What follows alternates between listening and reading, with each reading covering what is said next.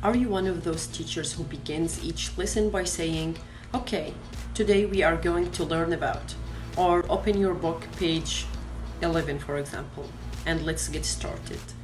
Do you think that in such cases students will be excited about your topic, or they will be motivated or focused till the end of the lesson? I don't think so, because simply they can open their books at home. Imagine that you are a student who is learning a grammar lesson and the teacher started the lesson by the same way. Sure, you will struggle because already you learned a lot of grammar lessons before, such as past simple, past perfect, present simple, for example. And you will find there was a lot of terminology, a lot of words, concepts, and you will get confused about all of them because you simply don't know how to use the language or how to use the grammar rule, even if you wrote everything the teacher said or wrote on the board, but you don't know how to use the language. And this happens because the teacher missed the most important part of the lesson, which is lead-in. Lead-in is so important because it paves the way or the road for your lesson. It lets your students engaged till the end of the class. Also, it keeps them motivated and let them participate in the lesson. Also, it activates their previous knowledge or experience. The lead-in must be at the beginning of the session. It must be between 3 and 5 minutes maximum. Also, it must be about students, not about the lesson. And there are a lot of ways you can design the lead-in by. You can personalize the topic by asking the students questions and let them share their own experience. Antidote by telling them your personal story. Prediction, showing them pictures or keywords and ask them try to predict the topic. Also, agree or disagree questions. Show them statement or quote and make a discussion and ask them if you do you agree or disagree with the statement.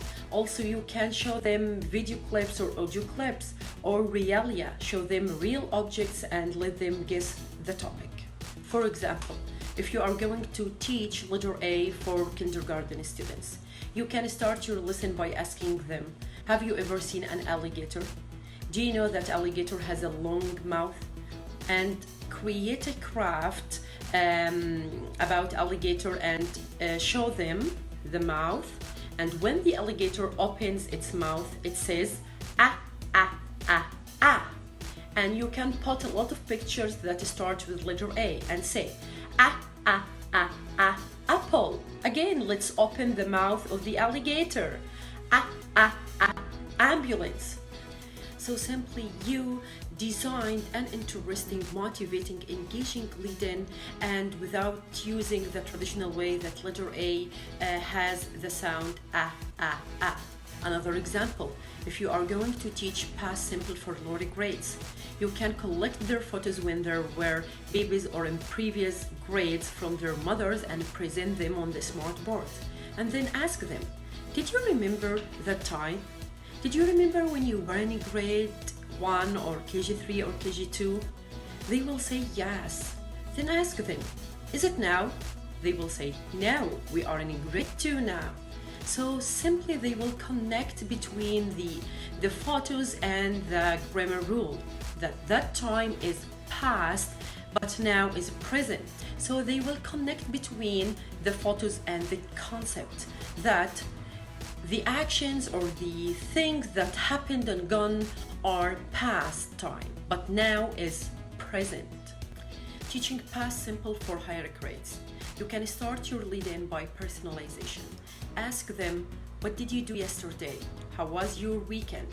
So you let them answer the questions in groups or pairs and give them a chance to share their own experience and express themselves.